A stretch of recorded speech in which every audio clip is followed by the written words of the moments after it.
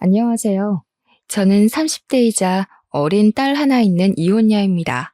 과거보다 이혼율이 높아지고 있는 요즘, 각기 다른 사연들을 볼 때면 제 이혼은 그나마 평범한 편인 건가 하는 위안을 받아요. 그럼에도 이 세상에서 아프지 않은 이혼은 하나도 없겠죠. 제 이혼도 그랬습니다. 제게는 이혼을 하는 것이 훨씬 득될 게 많은 방향이었기에 최선의 결정을 내린 거지만 그 결정을 내리기까지 마음고생 많이 했어요.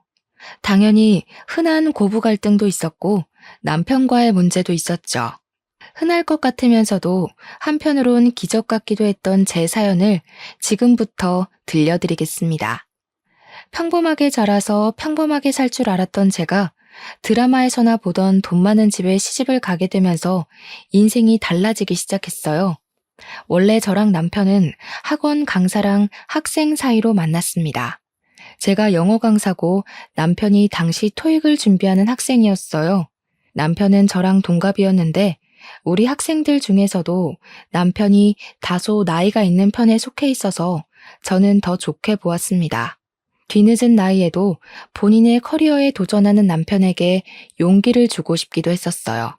그래서 남편에게는 항상 궁금한 거 있으면 부담 없이 찾아오라는 말을 꼭 해줬습니다. 남편은 정말 적극적으로 저를 찾아왔었어요. 수업이 없는 날에도 찾아왔었는데 저는 그게 정말로 자격증에 관한 일 때문인 줄 알았습니다. 그런데 남편은 어느 순간부터 취업이나 학습 부분의 질문이 아닌 제게 전화번호를 물어봤어요. 당연히 처음에는 관심 없다고 좋게 거절을 했지만 남편의 꾸준한 마음에 흔들려서 얼떨결에 사귀게 되었습니다. 그 인연으로 본의 아니게 결혼까지 하게 되었죠. 결혼 준비 과정에서 알게 된 건데 남편은 꽤나 돈이 있는 집안의 자제였습니다. 그건 결혼하기 전 남편 집에 인사를 하러 갔다가 알게 되었어요. 남편을 통해서 집안이 넉넉한 편이라고 언지를 듣긴 했는데 부자 동네로 소문난 곳에 단독주택을 소유하고 있는 집안인 줄은 상상도 못했습니다. 그런 동네에는 연예인이나 국가 일하는 높은 사람들만 사는 곳인 줄 알았고 TV에만 나오는 저와 다른 세상의 장소라 생각했어요. 만약 결혼을 약속하기 전에 남편 집안이 우리 집안과 상당한 수준 차이가 난다는 걸 알았더라면 솔직히 이 결혼에 대해 고민해 봤을 것 같네요. 제가 왜 이런 생각을 했냐면 시부모님께 인사하러 갔을 때 시모가 제게 제일 먼저 이런 말을 했기 때문인데요. 아가씨가 강남 학원 강사가 아니었으면 우리 아들 짝으로 허락 안 했을 거예요. 내 말은 우리 아들 책임지고 공부랑 자격증 좀 따게 가르치라고 허락해준다는 거예요. 그 정도로는 쓸모 있어 보이니까. 처음엔 시모의 말을 듣고 당황했습니다. 그때만 해도 시모의 성격이 보였다기보다는 머릿속이 새하얘져서 내가 잘못 들었나 의심할 뿐이었어요. 나중에 남편이 제게 따로 해준 설명 때문에 시모가 왜 그런 식으로 말을 했는지 아주 조금은 이해할 수 있었습니다. 우리 엄마가 원래 말이 좀 세. 우리 엄마 워낙 며느리 보는 눈이 높아서 웬만하면 한 번에 통과받기 어려운데 자기는 마음에 드나 봐. 잘 됐다. 뭐 시모가 제게 말을 좀 차갑게 하긴 했지만 원래 말씨가 그렇다고 하니 그럭저럭 넘겼어요. 어쨌든 시모가 저희의 결혼을 단번에 허락했다는 것이 중요했으니까요. 그런데 제가 결혼할 때 남편 집안 형편이 첫 번째 반전이었다면 두 번째 반전이 또 기다리고 있었는데요. 그건 바로 시부의 존재였어요. 남편이 연애 때도 그렇고 결혼 준비하면서도 그렇고 시모 이야기만 주야장천하길래 저는 시부가 돌아가신 줄 알고 있었단 말이죠. 그래서 일부러 예의상 남편에게 돌아가셨냐고 묻지도 않았고 빙빙 돌려서 확인했었어요. 예를 들면 우리 부모님 한복 맞출 때 시모 한복도 같이 맞추자고 한다든지 시모가 좋아하는 음식이 뭐인지 등등으로 말입니다. 제가 이렇게 얘기했을 때 만약 시부가 살아계신다면 남편이 알아서 시부 이야기를 꺼낼 줄 알았어요. 그러나 남편은 이런 대화를 나눌 때마다 시모 이야기만 했고 시부 이야기는 아예 하지 않아서 저는 당연히 시부는 돌아가시고 안 계시는구나. 이렇게 단정 지을 수밖에 없었죠. 그런데 청첩장을 제작할 때 남편이 시부 이름을 올리는 겁니다. 그걸 보고 얼마나 당황했는지 몰라요. 제가 남편에게 누구냐고 시부냐고 물었더니 남편이 표정 하나 바뀌지 않고 고개를 끄덕이면서 그렇다고 하더라고요. 지금 대답이 중요한 게 아니잖아요. 저는 시부가 있다면 왜 소개를 안 시켜줬는지 그것에 대한 설명이 듣고 싶어서 물은 거였어요. 실제로 남편은 저를 시모에게만 인사시켜줬거든요. 상견례도 시부 없이 시모와만 했어요. 그러니 제가 남편 앞에서 당혹스러운 얼굴을 보이는 게 전혀 이상할 것도 없었습니다. 저는 남편에게 대체 왜 시부가 있다고 말하지 않았냐 묻자 남편이 별일 아니라는 듯 한마디를 던졌습니다. 사이가 안 좋아서 신경 쓸 거 없어. 원래 오래전부터 없는 사람이나 마찬가지였으니까. 그게 다였어요. 남편의 대답에 황당해서 말문이 턱 하고 막히고 말았습니다. 아니, 아무리 사이가 안 좋다고 한들 결혼을 하게 될 사이인데 부모님을 전부 다 소개해줘야 하는 게 아닌가요? 그리고 결혼식장에 부르는 걸 보니까 시부모님이 이혼한 것도 아닌 것 같은데 남편에게 슬쩍 물어도 제대로 알려주지 않으니 혼자서 시부모님의 관계를 추측만 해봐야 했는데요. 시부모님이 아마 이혼은 하지 않고 별거만 하고 있었던 게 아닐까. 그땐 그렇게 예상했습니다. 소개를 시켜주지 못할 정도로 사이가 안 좋았다면 그런 사정이라고 말이라도 해줄 것이지. 시부의 존재를 알게 된 순간 저는 마치 죽은 사람이 도로 살아난 것처럼 당황스러운 기분을 느꼈습니다. 남편은 결혼식 때에 제게 처음으로 시부를 먼저 언급했었는데 그것마저 황당한 주의였습니다. 남편 말이 시부는 그냥 결혼식 자리만 지키러 오는 거니까 모시지도 말고 인사도 하지 말라더군요. 시부와는 같이 안 살아서 결혼식 때 말고는 볼 일도 없다면서 말이죠. 그런 경고 아니더라도 어차피 시부 되는 분과는 인사를 못했어요. 결혼식이 끝나자마자 시부가 사라졌거든요. 남편 말처럼 시부는 아버지로서 혼주석에 자리만 딱 지키고는 바로 가버린 듯 싶었습니다. 남편이나 시모나 정말로 시부와 사이가 안 좋은지 시부가 사라졌는데 원래 없던 사람이었던 것 마냥 신경도 안 쓰더라고요. 저는 결혼을 하고 나서도 유일하게 찝찝했던 부분이 바로 시부였어요. 자꾸만 마음에 걸리는 게 이상했죠.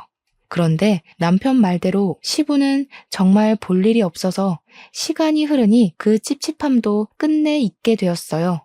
저는 시모의 제안 때문에 합가를 하게 되었는데요. 시모가 시댁이 이렇게 넓은데 뭐하러 나가 사냐면서 2층 전체를 저와 남편에게 쓰라며 내주셨어요. 그렇게 나쁜 조건은 아닌 것 같아 그렇게 하기로 했습니다. 남편은 저랑 결혼하고도 자격증 따느라 공부하고 있었는데 말이 공부지 그냥 백수 신분이었어요. 그럼에도 저희가 돈 걱정은 안 해도 됐던 게 재산 많은 시모 덕분에 딱히 돈 들어갈 곳이 없었기 때문이었죠. 시모는 한 회사의 대표였거든요. 명성이 높으니 만약 제가 잘 나가는 학원의 강사가 아니었다면 정말로 시모가 저를 안 받아줬을지도 모르죠. 회사 대표니까 자기 아들 결혼 상대를 고를 때 얼마나 깐깐하게 보겠어요. 웬만한 여자들은 눈에 차지도 않았을 겁니다. 저는 시모와 딱히 부딪히는 부분은 없었어요. 시모의 말투가 차가운 것만 아니면 제가 시모에 대해 불만 품을 일이 없었습니다. 그런데 어느 날부터 저희 관계가 좀 이상하게 틀어졌어요. 그게 언제부터였냐면 제가 학원 쉬는 날이었는데요. 시모가 외출하고 남편도 약속이 있다고 외출해서 집엔 저 혼자 있을 때였어요. 그때 누군가가 무단으로 집에 들어오는 소리가 들렸습니다. 주방에 있던 제가 기척에 깜짝 놀라서 나가봤어요. 도둑인가 강도인가 떨리는 심장을 부여잡고 마주한 사람은 뜻밖의 인물이었는데요. 다름 아닌 결혼식 때 보고 한 번도 본 적 없던 시부인 겁니다. 시부를 다시 만나게 된 건 제가 남편과 결혼한 지 4개월이 되던 해였습니다. 아, 새아가 있었니? 집에 아무도 없지? 내가 뭐 좀 찾을 게 있어서 들렸다. 나 신경 쓰지 말고 볼일 봐라. 시부는 얼떨떨한 저를 두고 어딘가로 향했는데 그곳은 시모가 쓰고 있는 안방이었어요. 저는 거실에 덩그러니 서서 시부가 나오길 기다렸습니다.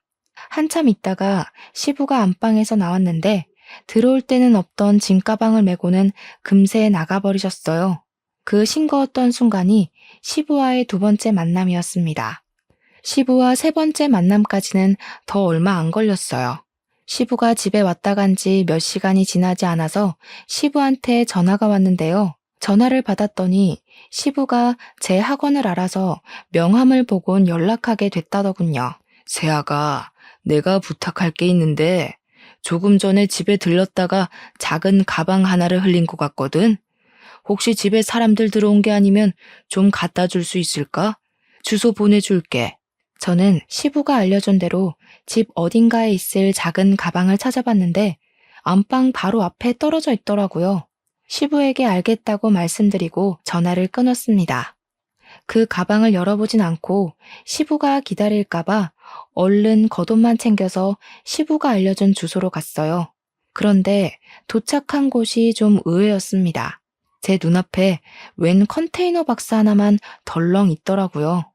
그 앞에서 시부가 고물 같은 걸 조립하고 있었는데 순간 이게 이해 안 되는 모습이라서 당황했습니다. 물론 시부가 집에 찾아왔을 때도 부자인 시모와 상반되는 복장이라 조금 의아했었어요. 근데 그건 그냥 복장만 그렇다고 생각했지 시부의 현재 형편마저 어려울 줄은 그때 처음 알았습니다. 저는 당황한 마음을 숨긴 채 시부에게 별다른 건 묻지 않고 가방만 건넸어요. 시부는 그런 저에게 고맙다고 웃으면서 시간 괜찮으면 커피 한 잔하고 가겠냐고 물어보는데 어쩐지 그런 시부의 모습이 쓸쓸해 보여서 냉큼 그러겠다고 수락했네요. 제일 궁금한 집안 이야기는 시부가 꺼내지 않는 이상 제가 먼저 할 수가 없어서 그저 시부의 관심사인 고물 조립하는 이야기만 잔뜩 나누고는 집으로 돌아왔습니다. 그 잠깐 나갔다 온 사이에 시모랑 남편이 어느새 먼저 집에 와 있더라고요. 근데 분위기가 심상치 않아 보였어요. 아직 겉옷도 벗지 않고 다녀왔다는 인사도 못했는데 남편이 제 앞을 가로막았습니다. 그리곤 어딜 다녀왔냐고 날카롭게 묻길래 왜 이러나 싶었죠. 시부를 만나고 왔다는 사실을 숨기는 게 더 이상할 것 같아 솔직하게 말했더니 내가 아빠 만나지 말랬잖아. 우리 집에서 아빠 상종도 안 하고 있는 거 모르겠어? 경고해줬는데 왜 뜬금없이 안 하던 짓을 해? 남편이 다짜고짜 성질을 내더라고요. 갑작스러운 남편의 태도에 당황스러워서 입을 다물고 있는데 이제는 시모가 제게 오더니 저를 차갑게 노려보았습니다. 너 경고다. 한 번만 더 그 양반 만나면 내 집에서 퇴출당할 줄 알아라. 어디서 집안일에 쓸데없이 끼어들려고 해. 두 번 기회는 없다. 알겠니? 시모와 남편은 왜 이렇게도 시부를 멀리해야 하는지 이유도 알려주지 않고 무작정 가까이 하지 말라고만 했어요. 제가 남편에게 물어봐도 남편이 제게 하는 말이라고는 제가 알 바 아니라고만 하면서 시모처럼 또 시부를 만난다면 가만두지 않을 거라고 성질만 내서 더는 물어볼 수도 없었죠. 하지만 저는 아무래도 이 호화로운 집을 두고 시부가 그런 고물이나 조립하면서 사는 게 마음에 걸렸어요. 원래 사람은 초라한 것에 더한 동정을 느낀다고 하잖아요. 무슨 이유인지는 모르겠지만 이유를 모르기 때문에 그저 시부가 너무 불쌍하기만 했던 것 같아요. 그래서 저는 시모와 남편 몰래 시부에게 혹시 필요한 게 있다면 문자해달라고 연락했습니다. 그리고 며칠 뒤 시부에게 문자가 왔는데 혹시 돈을 좀 빌려줄 수 있냐고 하더라고요. 제가 학원에 있을 때 온 연락이라 그 문자를 보고는 바로 시부에게 전화를 걸었죠. 네, 그럼요. 급하신 거면 당연히 빌려드려야죠. 얼마나 필요하신데요? 아유, 고맙다. 내가 꼭 갚을게. 한 500만 원이면 충분할 것 같거든. 조만간 쓸 데가 생길 것 같은데 내가 지금 대출이 안 돼서. 저는 당연히 된다고 하고는 시부에게 계좌번호가 있으면 불러달라고 했어요. 제가 시부에게 이렇게나 마음이 쓰였던 건 가족들에게 미움을 받는 모습이 안타까워서도 있지만 한편으론 어릴 적 가난하게 살다가 돌아가신 아빠 생각이 나서였죠.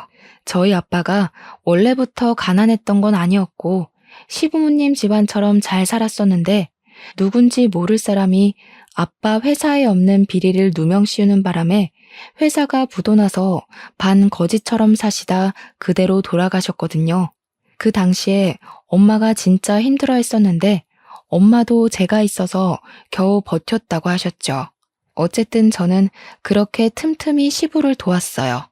이미 시부 심부름을 한 번 했다고 시모와 남편과 사이가 조금 틀어져 있었기에 그들에겐 더 철저하게 시부와 연락하고 있다는 사실을 숨겼습니다. 그러던 중 제가 임신하게 된 거예요. 시부 일 때문에 저와 사이가 조금 멀어져 있던 두 사람과 단번에 안 좋았던 감정이 풀리게 되었죠. 임신 소식에 이렇게 식구들이 좋아하는 모습을 보니 문득 또 시부가 생각이 났습니다. 저는 딸을 출산한 후 식구들 몰래 시부에게 사진을 찍어서 보내줬어요.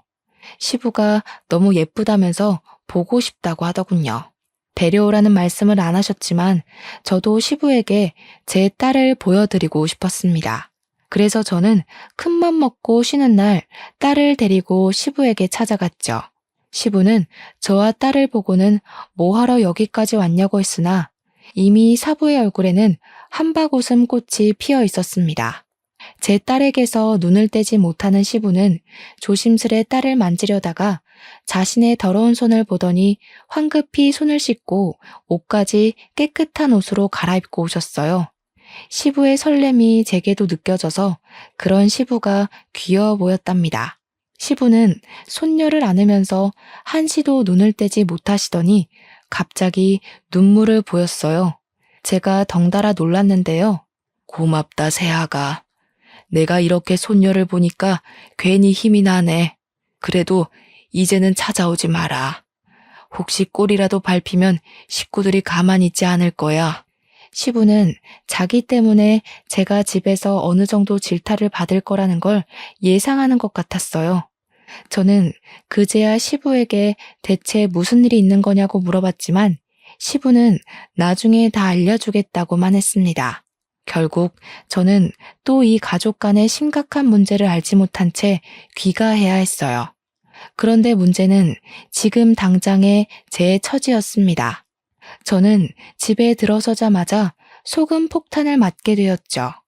제가 딸을 안고 있었는데 딸에게도 소금이 들이부어져 깜짝 놀랐어요.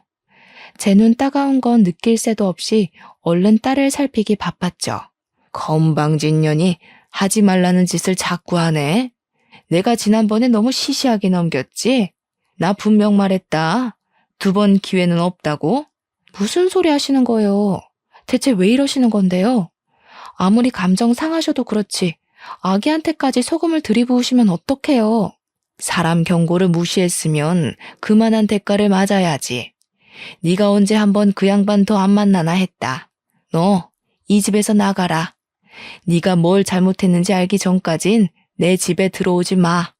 시모는 제게서 애를 빼앗아갔고 남편은 혼자가 된 저를 그대로 집 밖으로 쫓아내 버렸습니다. 아무래도 시모가 남편에게 제 뒤를 밟으라고 시켜서 그동안 남편이 제 뒤를 밟고 있었던 것 같았어요.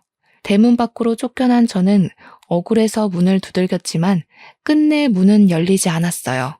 결국 저는 대문 앞에서 새벽 내내 벌벌 떨다가 아침이 되어서 집으로 들어갈 수 있었습니다. 그것도 시모가 출근해야 하니까 문이 열리는 덕에 들어갈 수 있었죠. 그날로 저는 남편과 각방을 썼는데요. 정말 소름 돋게도 남편은 시모와 같은 방을 썼습니다. 다 큰 성인 남자가 엄마랑 같은 침대에서 잠을 자다니 좀 징그럽고 소름이 돋더군요. 아무튼 밥도 시모랑 남편 둘이서만 먹고 치우고는 이 집에서 완전히 저를 없는 사람 취급했어요. 둘은 마치 영혼의 단짝처럼 저를 따돌리고 있었습니다. 유치한 행동에 어처구니가 없던 저는 남편에게 어떻게 다 큰 성인이 엄마랑 같이 자냐고 따져 물었지만 그럴 때마다 남편이 시모에게 고자질하는 바람에 시모가 제게 와서 다시 따지는 레퍼토리가 계속해서 반복되었어요. 저와 남편의 사이는 멀어질 거리도 없는 줄 알았는데 시모 문제 때문에 그보다 더 멀어지게 됐습니다. 저는 마지막 카드로 남편에게 내가 집을 마련할 테니 분가하자는 말을 던졌어요. 제정신이냐? 내가 수백억 두고 뭐하러 너랑 나가서 살아. 난 죽을 때까지 엄마 못 떠나. 우리 엄마랑 같이 지내는 게 그렇게 못 견디겠으면 차라리 이혼해. 알고 보니 남편은 시모가 가진 재산 때문에 시모 말이면 별도 달도 전부 따다 줄 것처럼 복종적인 사람이었어요. 재산도 어느 정도면 모르겠는데 수백억이라고 하니까 남편이 그 재산을 오로지 받으려고 시부까지 버린 거라고 하더군요. 어떻게 돈 때문에 아버님까지 버릴 수가 있어? 이혼? 말이 쉽다. 이럴 거면 나랑 왜 결혼했니? 평생 엄마 뒷바라지나 하면서 돈이나 받아 처먹을 것이지. 나도 욕구는 풀어야 할 거 아니야. 평범하게 살다 죽을 팔자 구제해줬더니 배딱지가 불렀냐?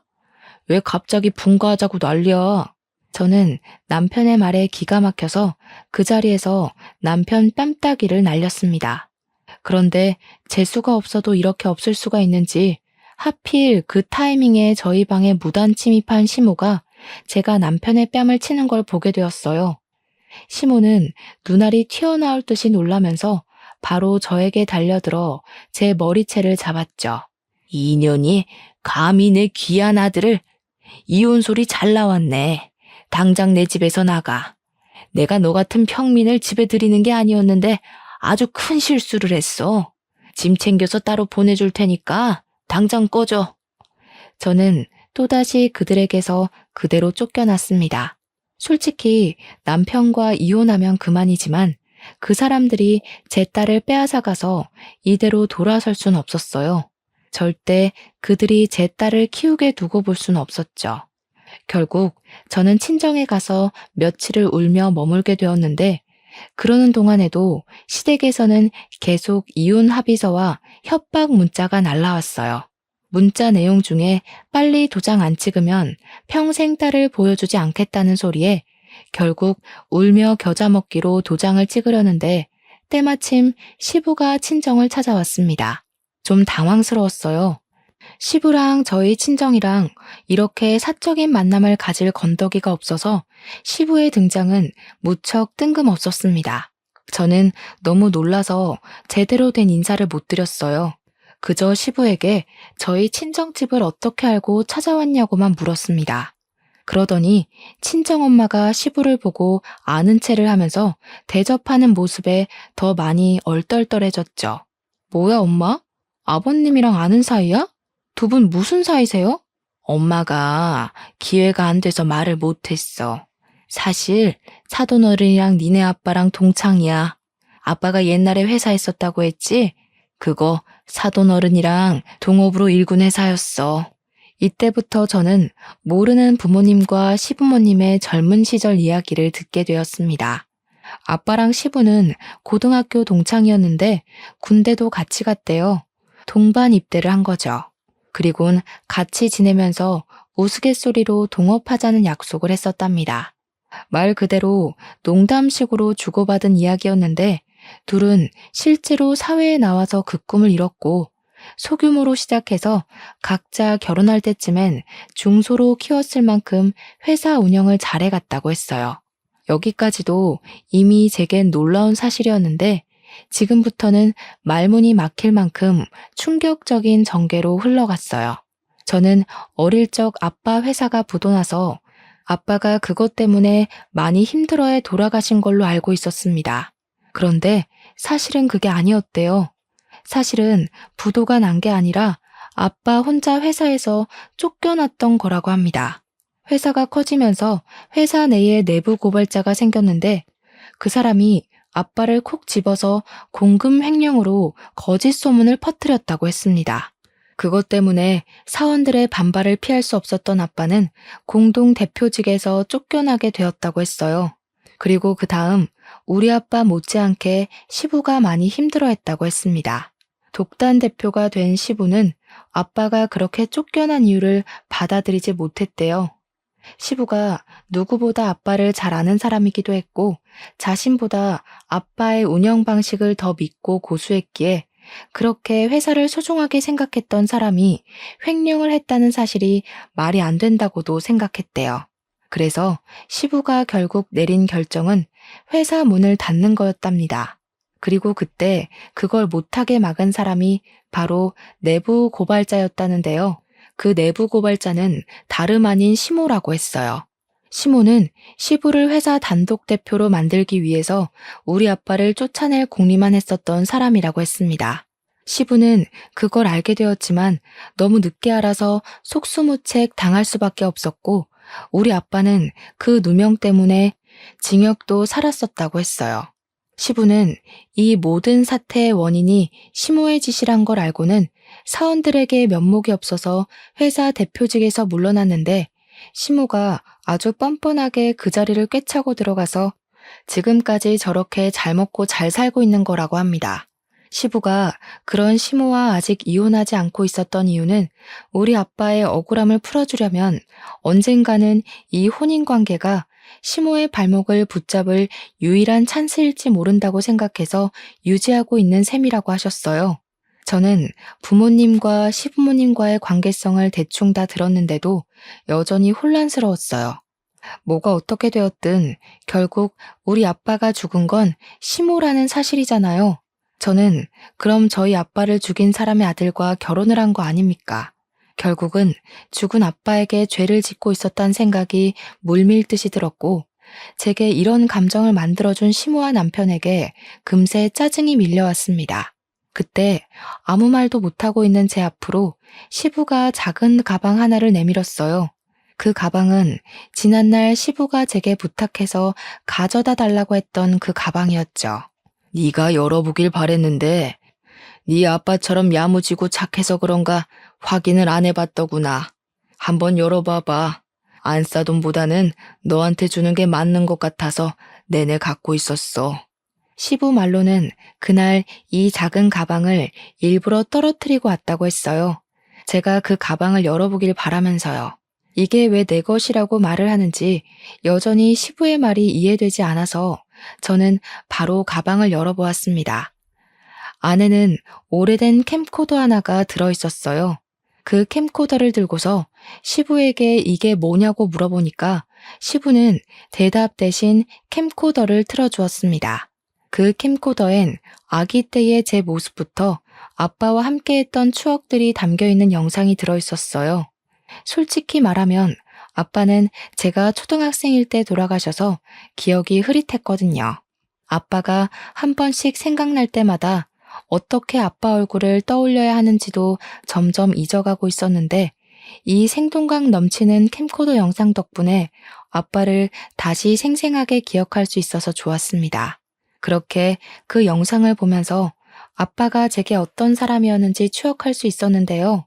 추억에 빠져있기도 잠시 마지막 순서의 영상이 다른 영상들과 다르게 결이 좀 달랐습니다. 자세히 보니까 그건 우리 가족의 영상이 아닌 아빠 회사가 담긴 영상이더라고요. 아빠는 회사에서 캠코더를 재생시키곤 제게 보여줄 회사 사무실 영상을 찍으려고 했던 것 같았어요. 그러다 누군가가 아빠를 찾아왔고 캠코더를 만지던 아빠가 미처 녹화를 끄지 못해서 찍혔던 영상인 듯 보였죠. 아빠를 찾아와 영상을 방해한 사람은 젊은 여성이었습니다. 처음엔 누군지 바로 알아보질 못했어요. 그런데 날카롭고 차가운 목소리가 흘러나오자마자 그 여자가 바로 젊은 시절의 시모구나 라는 걸 알아챘습니다. 분명 내가 순순히 나가라고 했죠. 험한 꼴 당하고 싶어서 버티는 거예요? 나 한다면 하는 사람이에요. 이미 여기 회사 어떻게 돌아가는지 내부 사항도 잘 알고요. 용석이한테 다 얘기하기 전에 그만하시죠. 여기 제 회사기도 하거든요. 아무리 재수 씨라도 무슨 권한으로 나가라 마라 하십니까? 점점 도가 지나치는데 자꾸 이러면 친구 와이프고 뭐고 출입 금지 시킬 거예요. 역시 말이 안 통하시네. 그런 마인드로 무슨 사업을 한다고? 우리 신랑한테 고자질할 수 있으면 해보세요. 그 전에 이 회사에 버티고 있을지는 모르겠지만 그쪽 와이프랑 어린 딸 하나 있다고 했죠? 이제부터 그쪽 때문에 손가락 빨고 살게 될 거예요. 집안 가장이면 자존심을 택하기 전에 가족들 처지를 먼저 살폈어야지. 시모는 시부와 결혼하고 얼마 안 돼서 시부 몰래 아빠를 이런 식으로 계속 협박하고 있었던 거였어요. 하지만 협박에도 아빠가 물러나지 않자 시모가 결국 일을 꾸몄고 아빠에게 공금횡령 죄목을 아주 크게 씌워서 구치소로 보내버렸던 거죠. 당연히 그 사실을 알지 못했던 우리 집은 아빠가 무너지자 함께 초박살이 나버렸고 엄마가 힘들게 잡일하면서 저를 먹여 키우셨다고 합니다. 개중의 시모는 저희가 살던 동네에서도 지내지 못하게 하려고 사람을 사들여서 저희 엄마 홀로 있는 곳을 깽판 쳐놓기도 했다고 했어요. 엄마는 깡패들에게 이길 힘이 없어 결국 이사를 하게 되었고 어린 저를 데리고는 겨울에 춥고 여름에 더운 생활을 하면서 지냈다고 합니다. 엄마는 아빠가 출소하고 나오기만을 손꼽아 기다리셨는데 아빠는 가족들이 개만도 못한 집에서 개만도 못한 밥을 먹고 사는 걸 보고는 죄책감을 엄청 많이 느꼈다고 했습니다. 우리 집이 그렇게 망한 것이 다 자신 때문이라는 자책을 이기지 못하고 출소한 지 얼마 안 돼서 스스로 생을 마감했다더군요. 아빠의 죽음은 엄마를 무너뜨렸지만 아빠가 죽고 나서 나온 사망보험금은 좌절스럽게도 저희를 숨쉬게 해주었어요. 엄마는 차마 아빠의 목숨값을 함부로 쓸 수 없었으나 사람들이 먹다 버린 음식을 몰래 주워 먹으려는 제 모습을 보고서 마음을 다잡고 죽을 힘을 다해 가세를 일으켰다고 했습니다. 그 말을 듣는데 대체 시모가 우리 집안에 무슨 짓을 한 건지 정말 소름이 끼치더라고요. 이건 직접 손에 피만 안 본 거지 저희 식구를 몰살한 거나 다름없다고 생각했습니다. 시부도 처음엔 우리 아빠가 진짜 공금 횡령이라도 한 줄 알았었대요. 그런데 나중에 시모가 본인 입으로 전부 말해줘서 그때 이 모든 게 누구 짓인지 알았답니다. 시부는 모든 걸 바로잡으려고 했으나 아빠가 시모의 계략 때문에 현생을 떠났다는 소식을 듣는 바람에 차마 엄마와 저를 찾아올 면목이 없어서 세상을 배회하기만 하고 살았대요. 한 번도 네 아빠를 잊은 적이 없는데 솔직히 가끔은 더 이상 세상 시끄럽게 하지 말고 이대로 살다가 너희 아빠에게 용서하러 가볼까 그런 생각도 했었다. 그런데 갑자기 내 아들이 결혼을 한다고 찾아왔더라. 아들이 청첩장을 던져주면서 혼주성만 지키고 바로 가라더라고. 내가 사돈댁에 괜한 소리 할까봐 걱정이 됐겠지. 자기 아들에게 그런 식으로 청첩장을 받는 것이 치욕스러웠으나 시부가 다시 마음을 단단히 먹게 된 이유는 그 청첩장 때문이었다고 했습니다. 청첩장에 사돈 이름을 보고 낯이 익어서 한참 들여다봤었대요. 저희 엄마 이름이 좀 독특합니다. 저도 살면서 동명이인을 만난 적이 없어요. 그래서 제가 이곳에 엄마 성함을 밝히지 못하는 거 양해 부탁드립니다. 아무튼 시부가 저희 엄마 이름 때문에 혹시나 해서 결혼식을 꼭 참석했었다고 해요. 엄마 이름이 아니었다면 결혼식 때 잠적했을 수도 있었다고 하시네요. 그렇게 결혼식을 찾아온 시부는 식장에서 엄마를 만났다고 했습니다. 시부는 엄마를 보면서 아빠가 한번 소개해줬던 여자라는 걸 단번에 알아봤대요. 엄마도 시부를 바로 알아보곤 주춤거렸다고 합니다. 두 분은 모든 사람 몰래 연락처를 교환했고 결혼식이 끝나고도 저 몰래 연통하면서 주기적인 만남을 가졌답니다. 만나서는 시모를 망가뜨리려는 계획을 비밀리에 준비하기 시작했다네요. 그래서 시부가 결혼식 이후 4개월 만에 시댁에 나타난 것이 슬슬 복수를 실현시키기 위해서였다고 했습니다. 시부는 제게 빌려갔던 500만 원도 복수를 위해 사용했다고 했어요. 몇십 년 만에 다시 회사 대표처럼 빼고 광내서 본인의 회사를 찾아갔다고 했어요. 자기가 대표로 있을 때는 젊었던 사원들이 어느새 나이가 들어서 대부분 간부 자리까지 승진해 있었다더라고요. 그분들은 고맙게도 시부를 잊지 않고 있었고 시부의 등장으로 그날 저녁에 몰래 만남을 가졌다고 했습니다. 시부는 제게 빌린 돈으로 그분들에게 식사 접대를 해주면서 시무의 비리에 관한 증거물을 잔뜩 부탁했답니다. 그러려고 제게 돈을 빌려달라고 하신 거였어요. 아무튼 시부가 회사 간부들에게 받아낸 정보들은 대단했습니다. 아빠는 억울하게 누명을 썼지만 시모는 진짜 공금 횡령을 하고 있었거든요.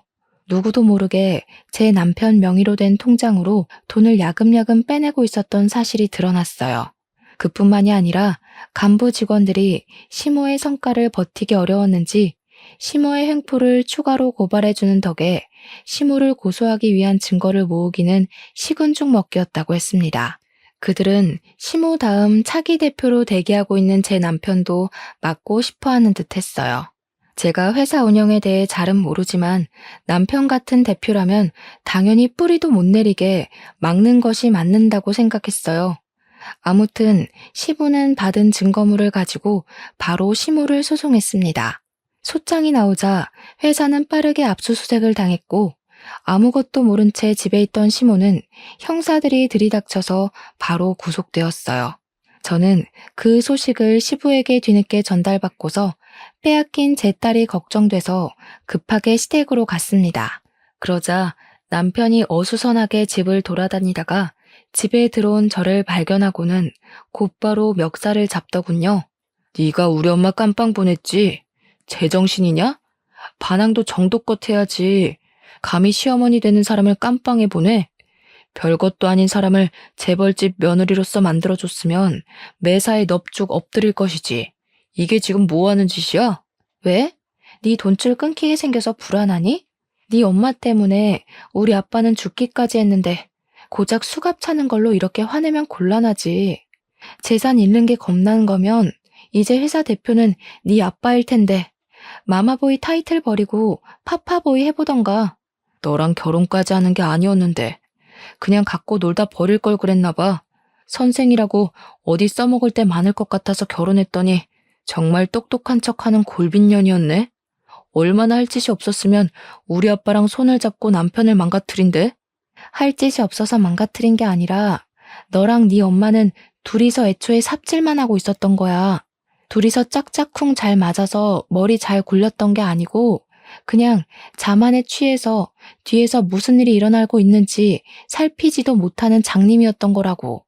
어쨌든 위자료 두둑하게 준비해놔. 곧 소송장 날아갈 테니까. 저는 남편에게 이혼 위자료, 정신적 배상, 양육비를 준비하라고 했습니다. 그러고는 제 딸을 안고 그 집을 나왔어요. 부잣집 동네라고 신기해서 발을 들였던 때가 엊그제 같은데 이런 봉변을 당하고 이런 악연을 만들어서 나오게 될 줄은 상상도 못했습니다. 원래는 와보지도 못할 동네였다면 이제는 쳐다보고 싶지도 않은 동네가 되어버렸어요. 구속된 시모는 공금 횡령한 돈을 다 배상하라는 판결이 내려져서 엄청난 빚쟁이가 됐었습니다. 그 돈을 해결해야 돼서 남편은 커다란 시댁집을 내놓을 수밖에 없었을 거예요. 시부 말에는 그 집이 현재 부동산에 나와 있다고 하더라고요. 그리고 시모가 빠지자 공석이 된 회사 대표 자리에는 다시 시부가 들어갔습니다. 시부는 저와 엄마를 따로 초대해줬어요.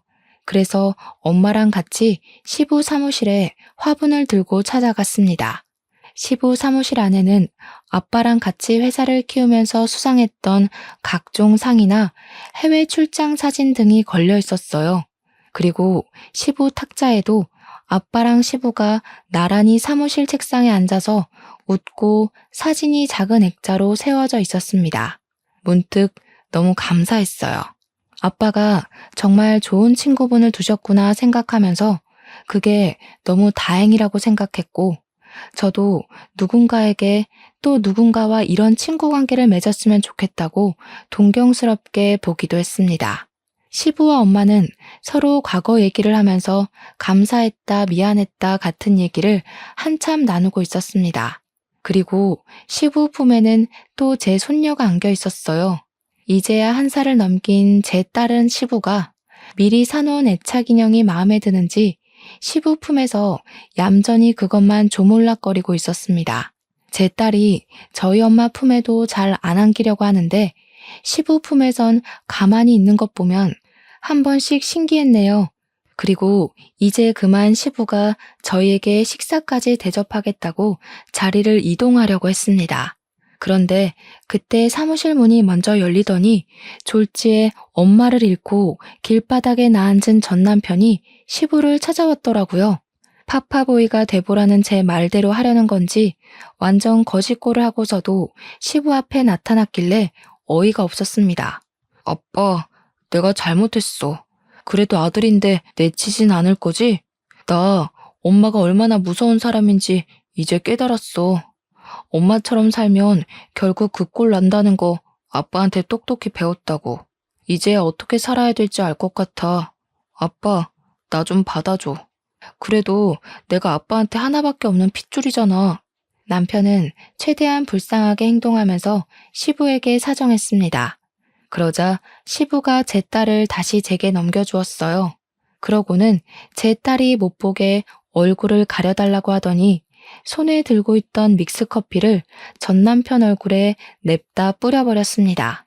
내가 죽어서도 네 앞으로 남길 재산 같은 건 없으니까 썩 꺼져라. 너까지 깜빵에서 젊은 세월 낭비하고 싶으냐? 요즘 젊은이들이 얼마나 치열하게 살고 있는지 세상 기어다니면서 배우기나 해. 그저 부모 밑에서 편하게 먹고 살 궁리만 하는 기생충 같으니라고. 당장 내 사무실에서 나가. 시부는 무릎을 꿇고 싹싹 비는 전 남편을 보고도 냉랭했고 사람까지 불러서 전 남편을 회사 밖으로 내쫓았습니다. 그게 전 남편과의 마지막 모습입니다. 그 뒤로 사무실에 덩그러니 남겨진 저희에게 시부가 다소 파격적인 제안을 해왔어요. 나중에 천천히 얘기하려고 했는데 이왕 돈 얘기 나온 거 지금 하겠다고 하면서 갑자기 엄마에게 우리 아빠의 억울한 죽음에 대한 배상을 하고 싶다며 거액을 제안하는 겁니다. 전에 제게 빌린 500만 원도 갚고 싶다면서요. 엄마는 시부의 말에 됐다며 한사코 거절했고 이미 시모가 죗값을 받은 걸로 속이 편해졌다고 하는데 시부가 기어코 챙겨주겠다고 했어요. 이 회사 저 혼자 일으킨 거 아닙니다. 잘 아시잖아요. 안사돈께서 받아주셔야 저도 하늘 위에 있는 제 친구 놈 볼낯이 있죠. 부담 느끼지 마시고 남편 퇴직금이 이제야 나오는 거라고 생각해 주세요. 엄마는 시부의 진심에 크게 흔들려서 결국 그 거액을 받았습니다. 저희는 시부에게 감사해서 한참 고개를 숙였어요. 그런 시부 덕분에 엄마와 저는 환상 속에서나 있던 부자들만 사는 동네에서 살게 되었는데요. 시댁이 있던 동네는 아니고요. 저희는 주택 말고 아파트로 갔어요. 몇십 년을 주택에서 살았다 보니까 엄마가 아파트에 살고 싶다고 하더라고요. 지금 엄마는 너무 예쁘고 큰 집에서 매일 아침 설레는 마음으로 눈을 뜨십니다. 평수가 얼마나 넓냐면 딸이 실내에서 움직이는 전동차를 타고 놀 정도예요. 저도 그런 집은 처음 살아봐서 기분은 좋더라고요. 그리고 가끔 시부가 손녀를 보러 집으로 놀러 오곤 하는데 빈손으로 오셔도 된다니까 올 때마다 꼭 선물을 들고 오세요. 손녀 선물이 한 70% 차지하고요. 30%는 저 엄마의 선물이네요. 시부는 우리 아빠를 생각해서라도 자신이 목숨이 다하는 날까지 저희 가족을 책임져 주겠다고 했는데 그게 시부에게 살아갈 의지가 되는 것 같아서 적극적으로 거부하진 못했어요. 이제는 죄송하단 말보다 감사하단 말을 더 많이 하면서 살고 있답니다. 제 사연은 여기까지예요. 흔한 이혼 소재였지만 그래도 제게는 살아생전 중 가장 큰 풍파였습니다. 이제는 한동안 꽃길만 걸었으면 좋겠네요. 청취자분들도 아픈 일 훌훌 털어버리시고 꽃길 걸으면서 행복하시길 바랍니다.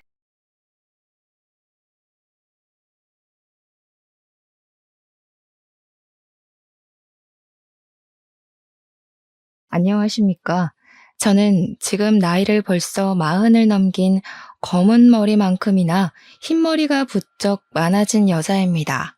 제 기구한 인생이 달라지기 시작한 건 고작 몇 년 되지 않았습니다. 저는 몇 년 전 달라진 인생을 살기 전까지 정말 힘들게 살아왔습니다. 하루하루 눈을 뜨는 게 두렵고 치가 떨릴 정도로 말입니다.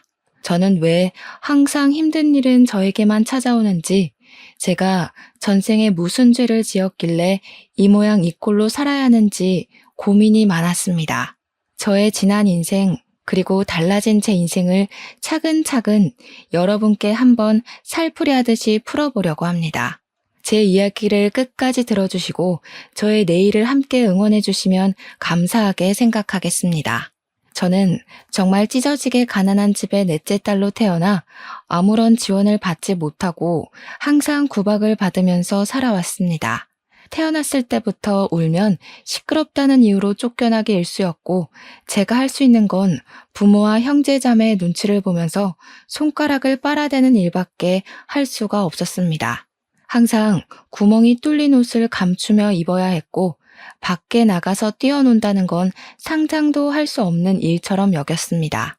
저는 배가 고플 때도, 마음이 허전할 때도, 구박을 받을까 눈치를 볼 때에도 항상 엄지손가락을 쭉쭉 빨면서 구석에 쭈그려 앉아 있었습니다. 그래서 제 엄지손가락이 약간 기형의 형상을 띠고 있는데, 하도 손가락을 빨아버릇해서 모양이 휘어 이상하게 자란 것입니다. 정형외과에 일찍 가서 치료만 받았어도 제 손가락이 이렇게 이상한 모양으로 자라지 않았을 텐데, 우리 부모는 저를 병원에 데려가는 것을 사치라 여겼습니다. 그 시절이 이런 거 하나 고치지 못하는 낙후된 시대도 아니었는데도 말입니다. 우리 부모가 애를 5이나 낳은 건 아들이 필요해서가 아니었습니다. 그냥 피임에 무지했던 부모는 생기는 대로 아이를 낳아 키운 것이죠. 아니, 키웠다기보다는 낳아놓고 방치를 했다는 표현이 더 어울릴 것 같습니다. 차라리 아들을 낳고 싶어서 어쩔 수 없이 딸을 줄줄이 낳은 것이라면 처지가 덜 슬펐을 수도 있겠다 싶을 정도였습니다. 첫째 오빠는 어릴 때 열병을 심하게 앓는 바람에 소아마비가 와서 몸의 반쪽을 절면서 지내는 사람이었습니다. 몸이 자기 마음대로 움직이지 않았기에 상당히 소심하고 누구든 자기를 도와야 한다고 생각하는 피해의식에 사로잡혀 있는 인간이었습니다. 제가 다른 일을 하느라 첫째 오빠가 움직이려고 할 때 도와주지 못하는 날이라도 생기면 첫째 오빠는 이렇게 사느니 죽는 게 낫겠다면서 부모 앞에서 난동을 부렸습니다. 제일 처음 낳은, 그것도 아들의 입에서 그런 소리가 나온다고 부모는 항상 울면서 저와 다른 형제들을 타박하고 구박을 했습니다. 특히 막내였던 제가 집에 붙어 있었던 시간이 제일 많았기 때문에 부모는 항상 제 탓을 하면서 첫째 오빠를 잘 돌보라고 신신당부를 했습니다. 지금은 몸을 사용하기 힘들어서 아무것도 못하는 중이지만, 나중에 의술이 발달하면 소아마비로 반을 절게 된 인간들도 다 고칠 수 있게 될 것이라며 버티라 하셨습니다. 둘째 언니는 아주 멀쩡했고 아주 똑똑했고 아주 당찬 사람이었습니다. 그래서 언니는 20살이 되자마자 집을 떠나 도망쳤습니다. 언니는 고등학교도 나오지 못한 채로 부모 대신 돈을 벌어야 하는 집안의 실질적인 가장이나 다름없는 사람이었습니다. 노예처럼 항상 아침부터 저녁 늦게까지 일을 했고, 벌어온 돈을 전부 부모에게 빼앗기는 삶을 살아야 했던 불우한 여자였습니다. 저는 언니보다 훨씬 더 어렸기에 집에서 첫째 오빠의 뒷바라지를 하고 있었고, 언니는 그런 제 몫의 돈까지 벌어오라는 부모의 말에 떠밀려 닥치는 대로 일을 해야 했습니다.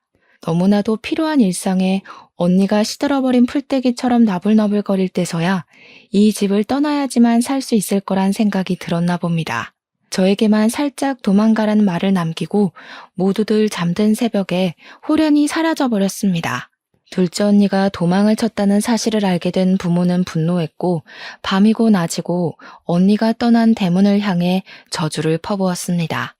돌에 맞아 죽을련, 가다가 차에 치여 죽을련 하면서 차마 부모로서는 입에 담지도 못할 말들을 퍼부었습니다. 저는 그런 부모에게 기가 콱 눌려 아무것도 하지 못했고, 항상 언니가 마지막에 남겨준 도망가라는 말만 귓가에 왱왱 담아둔 채 하루를 살았습니다. 셋째 오빠는 술독에 빠져 사는 알코올 중독자였고, 수가 틀리면 집안의 모든 집기를 던지는 몹쓸 버릇을 가지고 있는 놈이었습니다.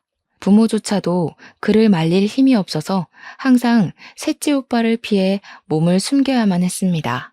저는 첫째 오빠 옆에서 거동을 도와야 했기에 셋째 오빠의 매질을 피할 수가 없었습니다. 어느 날부터는 제가 제일 만만하다고 생각을 했는지 저만 괴롭히기 시작했습니다. 저는 셋째 오빠가 술을 마시고 들어오거나 집에서 술판을 벌일 때가 제일 무서웠습니다. 부모의 잔소리도 첫째 오빠의 피해의식보다 셋째 오빠의 매질이 가장 아프고 힘들었기 때문입니다. 우리 막내는 태어나고 얼마 되지 않아 갑자기 죽어버렸기에 기억도 나지 않습니다. 그러다 보니 세월이 지나 제가 17이 되었을 때부터 이 집안에서 일을 할 수 있는 사람은 오로지 저 하나뿐이었습니다. 이미 둘째 언니는 도망을 간 상태였고 거동이 불편한 첫째 오빠, 술에 취해 있는 셋째 오빠를 대신해 그 몫을 해낼 사람은 저뿐이었습니다. 저도 둘째 언니처럼 도망이라도 갈 수 있었다면 얼마나 좋았을까요? 하지만 우리 부모는 그렇게 호락호락한 사람이 아니었습니다. 둘째 언니가 도망을 가버린 그날 이후부터 줄기차게 저를 감시하고 들었기 때문입니다. 처음에는 제가 둘째 언니와 따로 연락을 하고 지내는 줄 알고 다시 둘째 언니를 잡아오려고 했는지 저의 동태를 감시하기 시작했습니다. 하지만 둘째 언니가 어디로 갔는지 전혀 모르는 눈치를 보이자 그 뒤부터는 저도 언니처럼 도망을 갈까 싶어 감시를 하기 시작했습니다. 본격적으로 제가 돈을 벌어오기 시작한 그날부터는 언니처럼 도망을 가지 못하도록 제 방문을 밖에서 잠그기 시작했습니다. 언니가 도망을 가게 된 것은 본인들의 뼈저린 실수라면서 그런 실수는 한 번으로 족하다고 말했습니다. 저는 밤에는 화장실조차 갈 수 없었습니다. 제 방문에 밖에서 잠겨 있었기에 방문을 열 수가 없었기 때문이었습니다.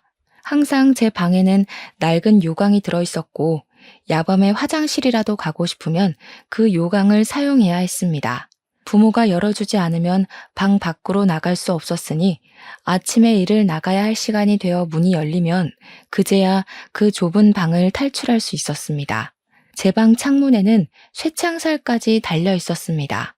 제가 작고 왜소한 체형을 가지고 있었기에 창문으로 탈출할지도 모른다는 두려움이 있었던 겁니다.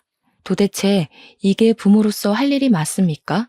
저는 정말 사육당하는 동물처럼 그 집에서 돈 벌어오는 기계로 지내고 있었습니다. 제 나이 26살이 될 때까지도 제대로 된 교육 한 번 받지 못하고 공장에서 내도록 일만 해야 했습니다. 제가 공장에서 도망을 치면 되지 않겠냐 싶겠지만 그럴 수 있었다면 제가 진작 집을 떠나왔겠죠.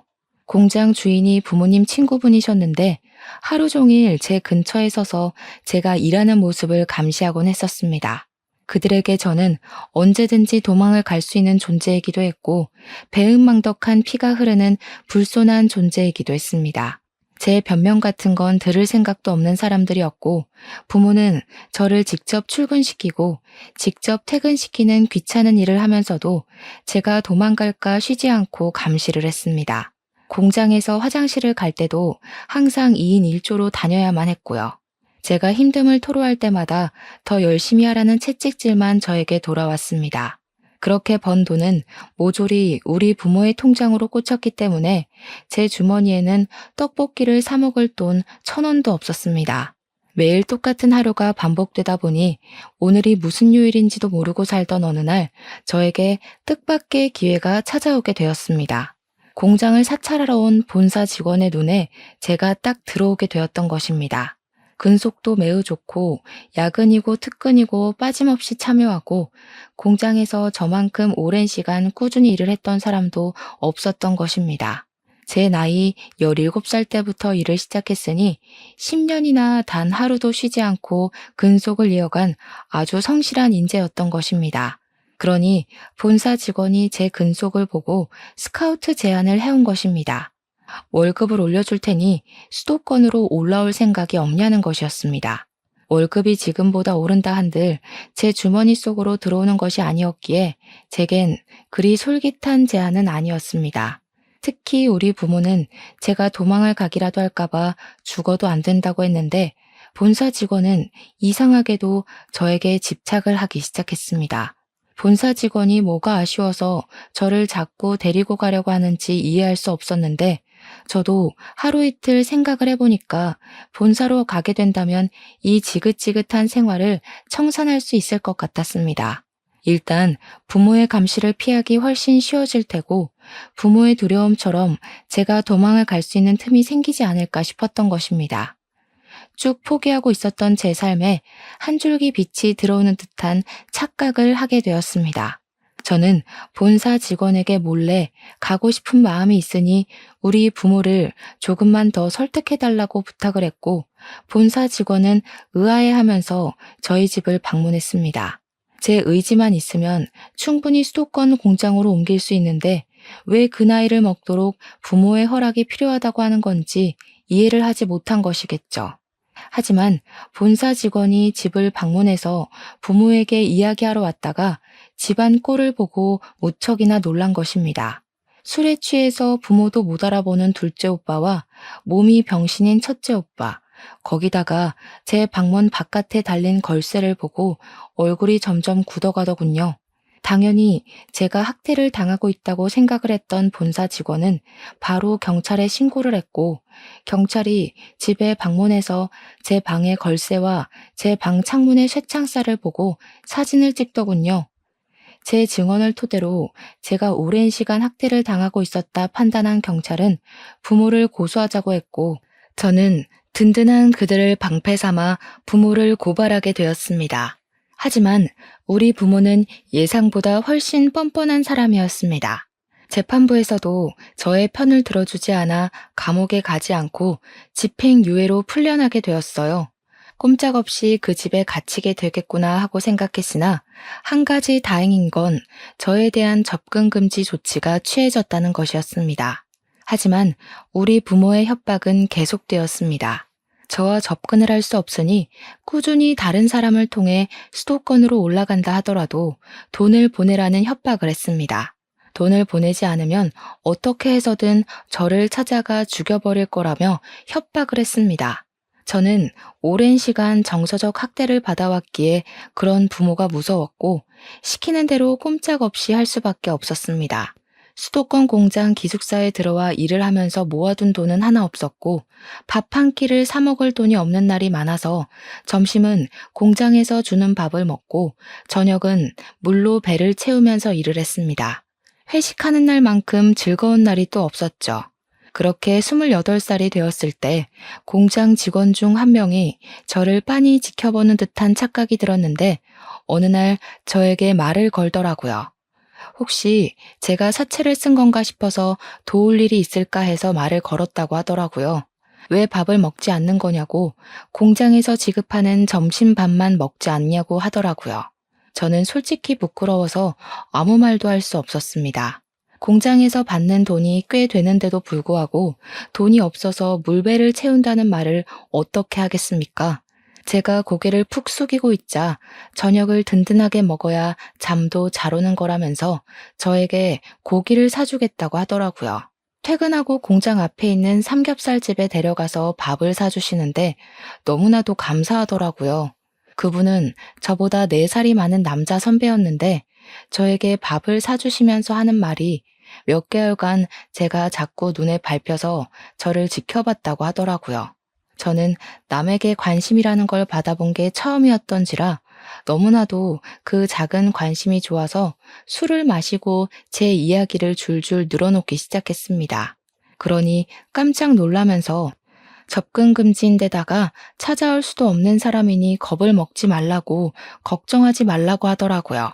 돈을 안 붙여도 되지 않겠냐고 기숙사 자체도 외부인이 들어올 수 없으니까 급여 통장부터 바꿔버리라고 했습니다. 제 노력으로 번 돈을 왜 가족에게 전부 쏟아붓고 있냐고 그렇게 한다고 한들 그 사람들이 감사해할 것 같냐고 하면서 미련하다 하더라고요.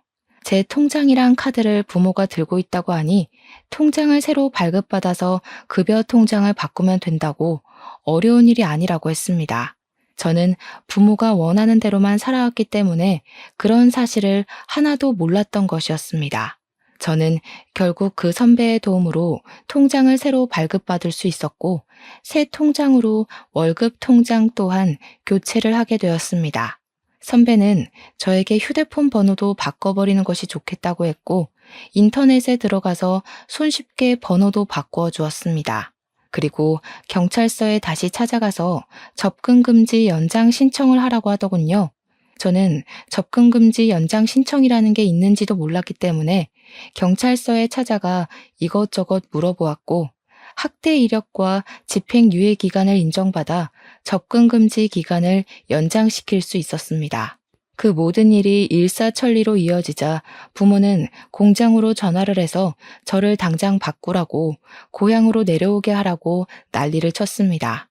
하지만 부모의 생때는 저에게나 통했던 것이지 남들에게는 그냥 정신 나간 진상 인간들로밖에 보이지 않았던 것입니다.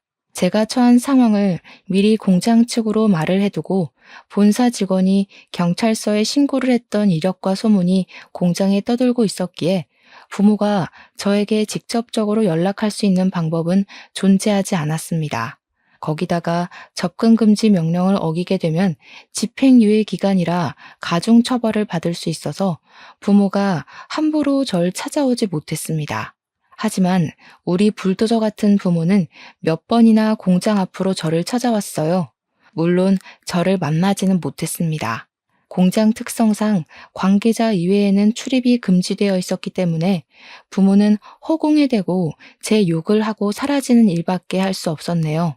월급날 저는 처음으로 제 통장에 찍힌 260만 원을 보고 너무 놀라서 눈물을 줄줄 흘렸습니다.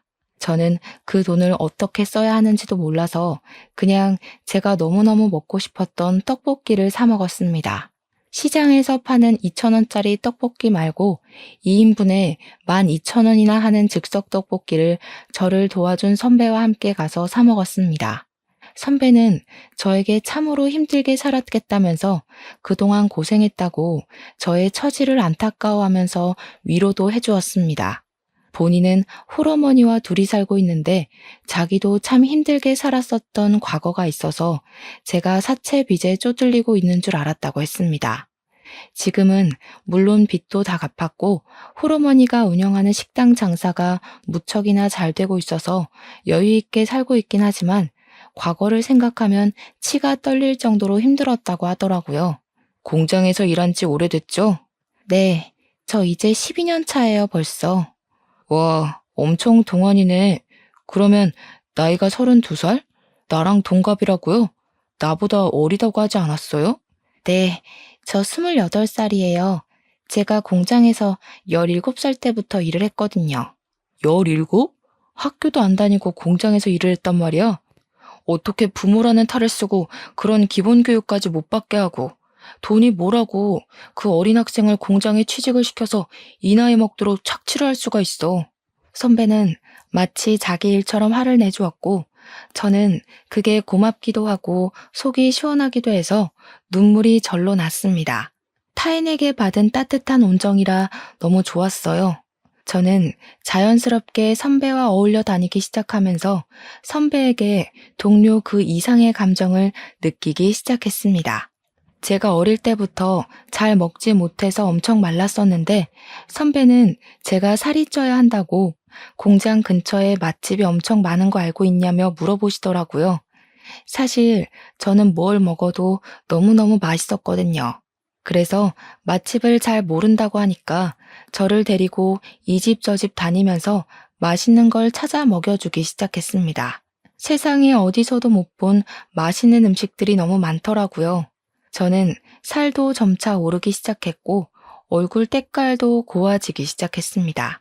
피쩍 말랐을 때는 인기도 없었고 누가 먼저 말을 걸거나 하는 일이 없었는데 오히려 살이 좀 붙고 얼굴 안색이 좋아지고 하니까 사람들이 따라 붙더라고요. 공장 남자 직원들에게 선물도 처음 받아봤다니까요. 그러니까 선배가 저한테 그런 말을 하더라고요. 자기 눈에만 보기 좋아진 게 아닌 것 같아서 조바심이 난다고. 자기랑 연애 한번 해보자고요. 주말마다 만났는데 그게 데이트였다는 건 알고 있냐고 하면서 앞으로도 자기랑만 데이트하자고 하는데 부끄럽지만 참 좋더라고요. 그렇게 저희는 연애라는 걸 본격적으로 시작했고 꼬박 1년을 만난 뒤 결혼을 하기로 결심을 가지게 되었습니다.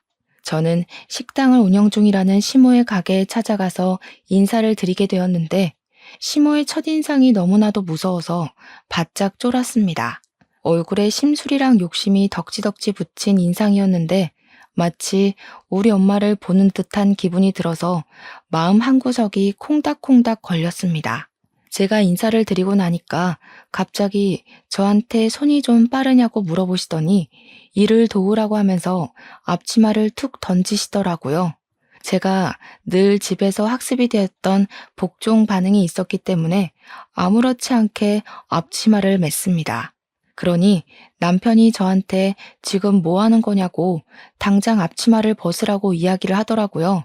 시모를 향해서 인사를 드리러 온 거지 일하러 온 게 아니라면서 딱딱하게 얼굴을 굳히고 이야기를 했습니다.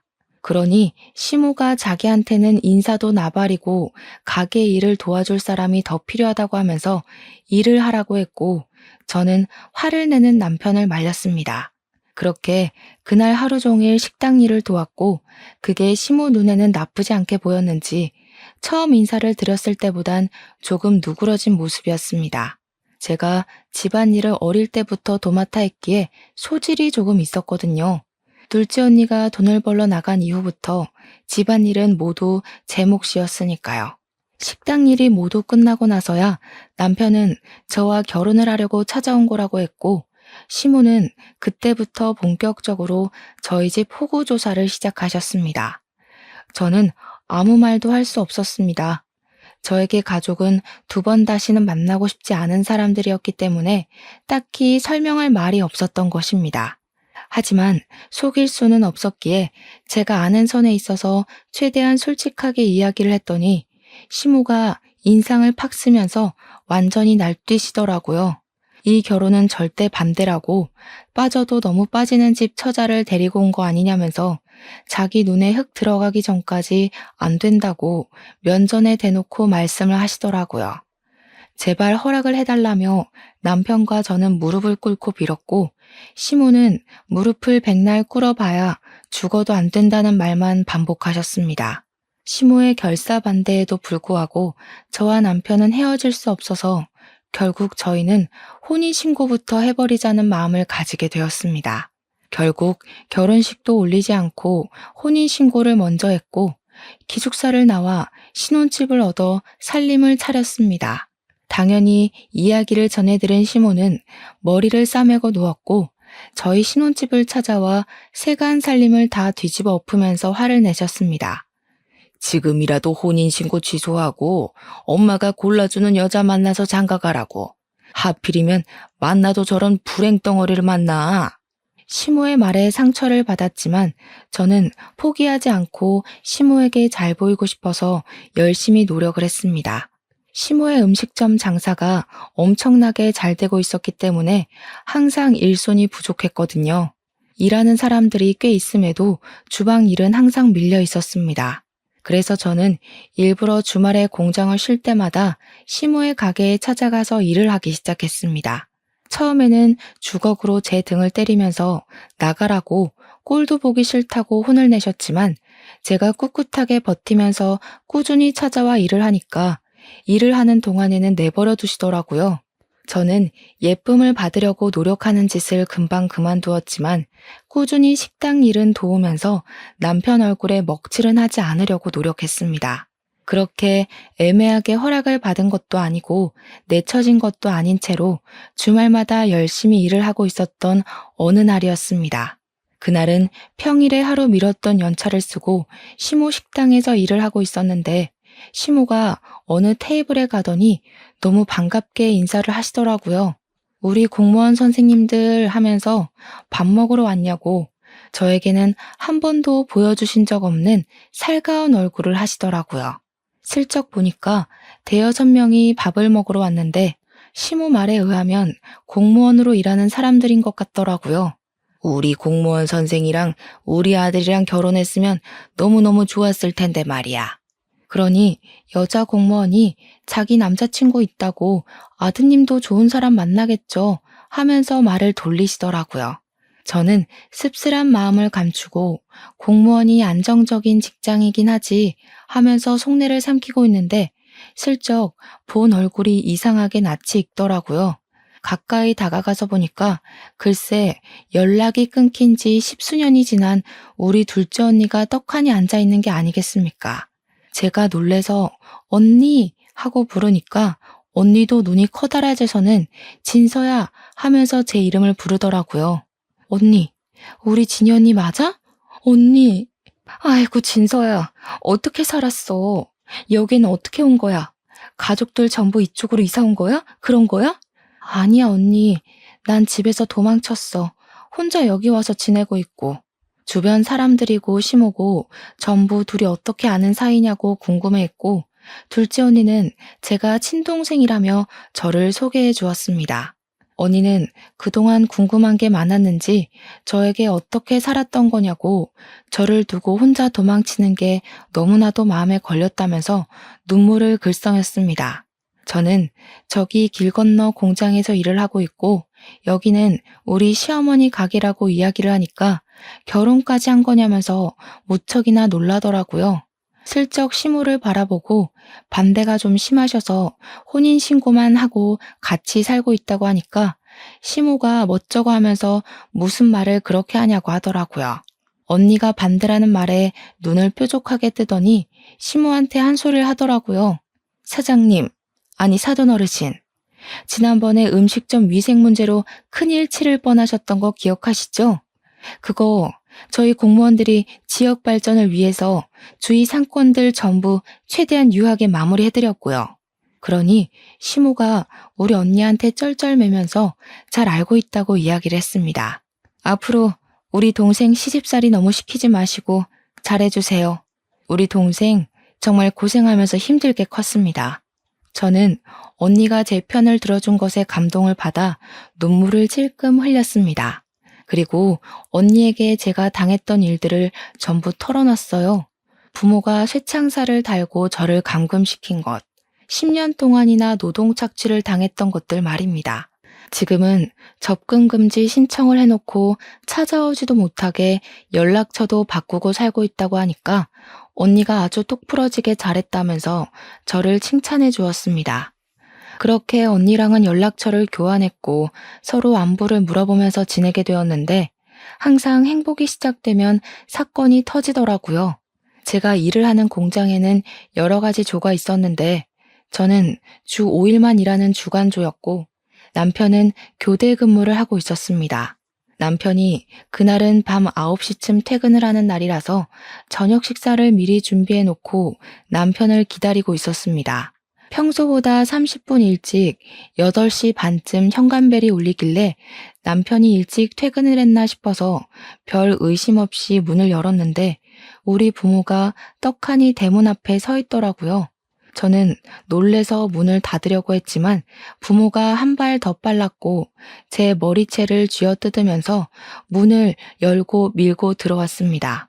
저한테 망할 년이니 못돼 처먹은 년이니 하면서 저를 막 이리저리 끌고 내동댕이 치고 발길질을 시작했습니다. 당신들 지금 접근금지 명령을 어긴 거야. 내가 경찰에 신고할 거야. 참나, 너 시간 개념 없는 건 여전하구나. 그거 어제 끝났어 멍청이야. 제가 결혼을 하고 접근금지가 끝나가는 걸 체크하지 못했던 것입니다. 신혼생활이 즐겁고 주말이고 평일이고 일하느라 바빠서 신경을 쓰지 못했던 거죠. 저는 망연자실한 기분을 맛보게 되었습니다. 미리미리 연장을 했어야 했는데 제가 너무 바보같이 행복감에 젖어 지냈던 것이었죠. 너 혼자 이런 집에서 잘 먹고 잘 살면 장땡인 줄 알아? 너 부모가 네 오빠들이 어떻게 지내는지도 모르고. 그러지 말고 당장 짐 싸. 당장 내려가게. 도대체 내가 여기서 지내는 건 어떻게 알고 찾아온 거야? 등본만 떼도 싹 다 나오는 걸 아직 모르고 살았니? 내가 가긴 어딜 가. 여기가 내 집이야. 나 결혼도 했고, 이제 당신들이랑 같이 살면서 노예처럼 굴지 않을 거야. 나도 내 인생을 살 거라고. 제가 악다구니를 쓰는 사이에 우리 남편이 퇴근을 해서 집으로 돌아왔고, 집안 꼴을 보고는 놀래서 거실로 들어왔습니다. 제가 주저앉아서 엉엉 울고 머리는 산발해서 있으니까 남편이 저에게 다가왔는데, 그 순간 우리 아빠가 남편의 뺨을 세차게 쳤습니다. 네가 우리 딸을 꼬여낸 못된 놈이냐면서 소리를 지르고, 남편은 이거 다 폭력이라고 신고하겠다고 맞서 싸웠습니다. 경찰을 부르겠다는 소리에 부모가 덜컥 겁을 먹었는지 잠시 조용해지더라고요. 자기들이 한 일이 불법적인 일이라는 걸 잘 알고 있는지 말로 하자고 하더니 남편과 저에게 무리한 요구를 시작했습니다. 우리도 돈만 꼬박꼬박 보내주면 이럴 일 없어. 매달 200만 원씩만 보내주면 우리도 조용히 고향 내려가서 살게. 도대체 200만 원이 네 집 개 이름입니까? 제가 한 달에 버는 돈이 잔업 다 해야 260만 원인데 어디서 200만 원을 달라고 하는 건지. 저는 절대로 못 준다고, 날강도가 따로 없다고 바락바락 대들었습니다. 우리 남편도 제 의견에 동의를 하는지 그렇게는 드릴 수 없다고 이야기를 했습니다. 그러니 부모가 저를 낳고 키움값 받는 건데 뭐가 문제냐고 당당하게 말을 하는데, 도대체 저를 키우는데 돈을 얼마나 썼다고 그런 말을 하는 건지 어이가 없더라고요. 손가락을 하도 빨아서 기형인 것도, 매번 구멍난 누더기 옷만 입었던 것도 전부 물려받은 건데 저에게 드린 돈이 도대체 얼마인지 저도 궁금하더군요. 결국 남편이 경찰에 신고를 하겠다고 나서자 일단 본인들은 고향으로 내려갈 테니 돈은 꼬박꼬박 보내라면서 자기들 할 말만 하고 사라지더라고요. 저는 결국 서러운 마음에 언니에게 이 이야기를 했고, 언니는 저에게 등본 열람을 막아놨어야 하는 거라고 이야기를 해주었습니다.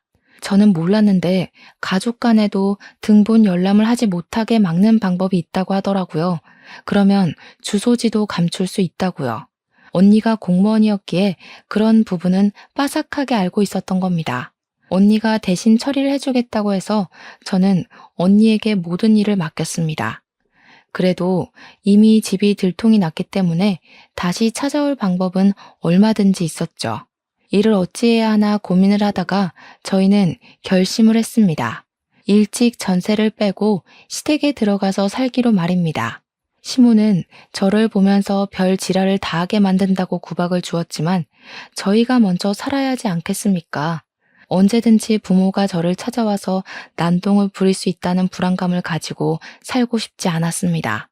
그렇게 몇 주간 조용히 지내는 듯 했는데 제가 돈을 보내지 않자 부모가 또 찾아오고 말았습니다. 집을 찾아가도 사람 사는 냄새가 나지 않자 저희가 어디에 사는지를 알아내기 위해서 공장 앞에서부터 대기를 타고 미행을 하기 시작했던 것입니다. 저는 일찍 퇴근을 해서 부모와 마주치지 않았는데 우리 남편은 교대조로 근무하고 있었기 때문에 부모가 남편을 발견하고 미행을 했던 것입니다. 우리 남편은 그걸 집에 돌아오는 중간쯤에 눈치를 챘고 바로 시댁으로 오지 않고 빙빙 돌면서 부모를 따돌리려고 했습니다. 그러다가 결국 차도 앞에서 미행을 눈치챈 남편을 붙잡고 돈을 내놓으라며 실랑이가 벌어지게 되었던 것입니다. 우리 아빠가 계속해서 돈을 못 주겠다고 강짜를 부리자 열이 받아 남편을 확 밀쳤는데 그대로 도로에 떠밀리면서 사고가 난 것입니다. 신고를 받고 쌩하게 달려오던 큰 트럭에 우리 남편이 받치게 되었고, 놀란 사람들이 119에 신고를 해서 긴급으로 이송이 되었지만 결국 그대로 눈을 감게 됐어요. 그곳이 큰 도로였고 트럭 운전수를 비롯해서 길거리에 있던 사람들이 전부 목격한 사실을 증언을 해주었습니다. 우리 부모는 상해죄가 아닌 살인죄로 재판을 받게 되었고 남편을 밀쳐서 사망하게 한 아빠는 징역 30년형을 받았습니다. 옆에서 같이 거들었던 우리 엄마는 끝까지 자기는 고의가 아니었음을 주장했지만 공모를 한 혐의가 인정되어 20년형을 받게 되었습니다. 둘 다 억울하다고 하면서 항소를 하겠다고 난리를 쳤지만 변호사 비용도 없는 그 인간들이 뭘 할 수 있겠습니까? 장애가 있는 아들이 있다고 눈물로 읍소를 하며 자기들이 20년, 30년 감옥에 살면 나라가 자기 아들을 죽이는 거라고 난리를 쳤습니다. 하지만 법원에서는 보호시설로 아들들을 옮기면 되지 않겠냐는 결정을 내리고 받아주지 않았습니다. 거기다가 저를 학대하고 접근 금지가 끝나자마자 저를 찾아와 난동을 부렸던 점까지 연결이 되면서 가중처벌을 받게 되었습니다. 하지만 그런 처벌을 받았다고 제 마음이 누그러지거나 풀리는 것은 전혀 없었습니다. 저는 하루아침에 남편을 잃은 과부가 되었고 하루하루 눈을 뜨는 게 괴로웠습니다. 더욱더 괴로웠던 건 제가 시댁에서 시모와 함께 지내고 있었다는 사실이었습니다. 시모는 하나뿐인 아들을 저 때문에 잃게 되었다면서 저를 볼 때마다 분노에 가득 차 있었습니다. 제가 죽었어야 했는데 자기 아들이 죽었다며 저를 원망했습니다. 하지만 가해자가 제 부모인데 제가 뭘 어쩌겠습니까? 저는 하염없이 눈물만 흘렸죠. 시모는 결국 저에게 집을 나가라고 했습니다. 그런데 글쎄 그 와중에 남편의 사망보험금에 대한 존재를 알게 됐습니다. 남편이 사망보험금을 제가 받을 수 있게 가입을 해줬었는데 그걸 시모가 알고 보험금을 내놓으라며 악다구니를 쓰기 시작했습니다. 우리 아들 목숨값을 왜 가해자 딸인 네가 받냐? 당장 내놔. 그 돈으로 네가 행복하게 사는 꼴 나는 죽어도 못 본다. 내가 마지막으로 기회를 줄 테니 그 보험금을 내놓고 너는 어디 다른 집에 채취 자리 마련해 줄 테니 그쪽으로 가. 그러면 저에게 사거리 지나서 있는 대형 고깃집 사장 아들이 장애가 있는데 그 집 며느리로 들어가면 돈 걱정은 없이 살 수 있을 거라고 하더군요. 첫째 오빠가 장애가 있다고 하지 않았냐면서 딱 맞는 자리라고 남편 보험금을 내놓고 저는 그 집에 들어가서 살라는 겁니다. 시모가 도대체 무슨 자격으로 저에게 이런 요구를 하는지 어이가 없어서 죽어도 싫다고 하자 그러면 보험금 내놓고 자기 집에서도 나가라고 했습니다. 어머님은 돈도 많으시면서 도대체 남편이 저에게 남겨준 보험금을 탐내시는 거예요? 애초에 난 네가 마음에 들지 않았다. 어느 한 구석도 눈에 차는 곳이 없었어. 우리 아들 목숨값으로 네가 먹고 놀고 하는 거 생각하면 기분이 더러워서 자다가도 벌떡 일어난다, 내가. 그 말에 저는 그냥 시모에게 사망보험금으로 받은 1억을 줘버리고는 다시 공장 기숙사로 돌아와 일을 하기 시작했습니다. 기숙사에 다시 들어오니까 남편이랑 살았던 그 집이 너무 그립고 제 처지가 너무 불쌍하게 여겨졌어요. 그때 우리 둘째 언니가 저에게 많은 힘이 되어 주었습니다. 저한테 공장에서 허송세월 보내지 말고 공무원 준비를 해보는 게 어떠냐고 하더라고요. 새로운 거에 도전하면 회복이 될지 안 될지 어떻게 알겠냐고 하면서 도전을 해보라고 하길래 저는 냅다 족쇄 같은 공장을 그만두게 되었습니다. 근속 연도가 꽤 있었기에 퇴직금 받은 걸로 작은 방을 하나 구해서 언니의 조언대로 공무원 시험 준비를 시작했습니다. 제가 고등학교도 졸업하지 못한 중졸이었기에 공부하는 게 정말 쉽진 않았습니다. 그렇게 1년간 검정고시 준비를 했고 공무원 시험을 3년이나 준비를 한 뒤 결국에는 당당하게 합격을 하게 되었습니다. 지방직으로 합격을 했던 터라 저는 전라도 순창에 있는 작은 동사무소에 발령을 받게 되었고 저는 또다시 타시로 떠나게 되었습니다.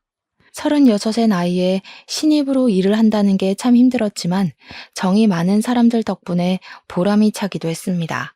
그렇게 나이가 40을 넘기고 저는 그 마을에 완벽하게 적응을 해서 열심히 봉사도 다니고 일도 하면서 하루를 바쁘게 살았습니다. 언니와는 간간히 연락을 하고 지냈고 여전히 그 동네에서 살고 있는 언니에게 많은 이야기를 듣게 되었습니다. 제가 제일 놀랐던 이야기는 시모의 식당에 불이 나는 바람에 갑자기 식당이 사라지고 어느 날부터 시모 또한 보이지 않는다는 이야기였습니다. 분명 불이 난 이후에 시모를 2번 봤었는데 이사를 간 것인지 뭔지 갑자기 동네에서 사라졌다고 하더라고요. 저는 궁금한 마음에 찾아가 볼까 생각을 하기도 했지만 저에게 그다지 좋았던 사람은 아니라서 그런 수고를 하진 않았습니다. 어느 날 지자체 프로그램으로 치매 요양원에 봉사를 하러 가게 되었는데 전라도 광주에 있는 요양원이었습니다. 요양원 할머니들의 영정 사진을 미리 찍어주는 봉사였는데 한 분 한 분 머리를 정리하고 사진을 찍으려던 순간이었어요. 아니 웬걸 저희 시모가 떡하니 있는 게 아니겠습니까? 너무 놀란 나머지 꾸민 장비를 죄에 놓치고 말았죠. 경기도에 있어야 할 시모가 왜 전라도에 있는지도 궁금했습니다. 요양보호사에게 물어보니까 이야기를 해주더군요. 김할머니요? 치매로 보호소를 전전긍긍하다가 여기로 오게 되었다고 하더라고요. 가족도 없고 며느리가 하나 있다고 하던데 등본 열람도 안 되게 해놔서 연락도 못했고요. 그 며느리가 바로 저 아니겠습니까? 시모가 치매라는 것도 너무나도 놀라웠습니다. 증상이 꽤 심해서 아예 기억을 못한다고 하더라고요. 저는 시모에게 다가가서 혹시 저를 알아볼까 싶어서 물어보았습니다. 혹시 저 알아보시겠어요? 너, 자개장, 건드리지 마. 너 자개장. 저는 자개장을 외치는 시모의 증상이 정말 심하구나 싶었습니다. 그런데 갑자기 시모가 까만 동공으로 저를 빤히 보더니 누구세요? 누구세요? 하더라고요. 참 치매라는 게 무서운 거더군요. 한편으로는 짠한 마음도 들었고요. 32살부터 40이 훌쩍 넘은 시간까지 남편을 묻고 잘 살고 있었다고 생각했는데 시모를 보니까 또 남편 생각이 나더라고요. 치매로 모든 걸 잊게 된 시모가 부럽기도 했습니다. 그렇게 8개월이라는 시간이 지나는 동안 가끔 시모를 들여다보러 요양원에 찾아갔었는데 시모가 죽었다는 연락을 받게 되었고 저는 장례식에 참석을 했습니다. 제가 며느리였으니 사망신고도 하고 정리할 게 더 없나 시모의 통장을 살피는데 현금이 한 푼도 없더라고요. 이상했죠. 제가 남편 사망보험금도 1억이나 던지고 나왔고 시모 식당 장사가 꽤 잘 돼서 현금이 많았거든요. 거기다가 불이 나서 식당이 전소됐으니 화재보험 보상금도 받았을 거고요. 통장에 돈이 없으니 정리할 것도 없겠다 싶었는데 문득 시모 집이 생각이 나더라고요. 갑자기 치매 증상이 왔으면 집 정리도 못했겠다 싶어서 하루 연차를 내고 경기도에 있는 시모 집을 찾아가니 정말 뽀얗게 먼지가 쌓여 있었습니다. 내부 정리를 하고 집도 팔아야겠다 싶어서 정리를 시작했는데 구석에 자개장이 있는 게 아니겠습니까? 시모가 저를 보고 자개장 했던 것이 생각이 나서 이리저리 보니 자물쇠로 입구가 잠겨 있던 것이 녹이 많이 쓸어 살짝만 힘을 줘도 열리더라고요. 근데 그 자개장 안에 글쎄 현금 다발이랑 금괴가 있는 게 아니겠습니까? 저는 너무 놀라서 입을 떡 벌렸습니다. 시모가 은행도 못 믿은 건지 돈이 생기면 전부 금으로 바꾸고 현금을 다발로 모아서 넣어두었던 겁니다. 거기에는 남편의 사망보험금과 화재보험금까지 다 있는 듯 했습니다. 1kg짜리 금괴가 10개는 넘게 있었거든요. 저에게 마지막에 자개장이라고 외친 게 저에게 이걸 주려고 했던 건지 절대 뺏기지 않겠다고 한 건지는 모르겠지만 저는 그것들을 전부 들고 나왔습니다. 우리 남편의 목숨값을 찾았다고 생각하니 차마 쓰진 못하겠더라고요. 그래서 저는 제 노후 자금이라 생각하고 아껴 쓰고 남은 돈을 억울한 사람들, 저처럼 가족들에게 피해를 입은 사람들을 위해 사용하기로 마음을 먹었습니다. 제 기구했던 인생이 그 지기장 하나로 달라지기 시작했고 저는 그 이후 매년 기부를 하면서 지내고 있습니다. 지옥과도 같았던 인생이었지만 끝은 이렇게 꽃 만개하는 봄처럼 다가왔어요. 저는 저처럼 피해를 입은 사람들에게 희망이자 용기가 되길 바라는 마음으로 진심을 다해 봉사하고 기부할 생각입니다. 여러분들도 욕심 부리지 않고 좋은 뜻으로 사람을 대하면 언젠간 봄날이 오지 않을까요? 아무튼 제 긴 사연 들어주신 여러분 정말로 감사합니다. 좋은 하루 보내세요.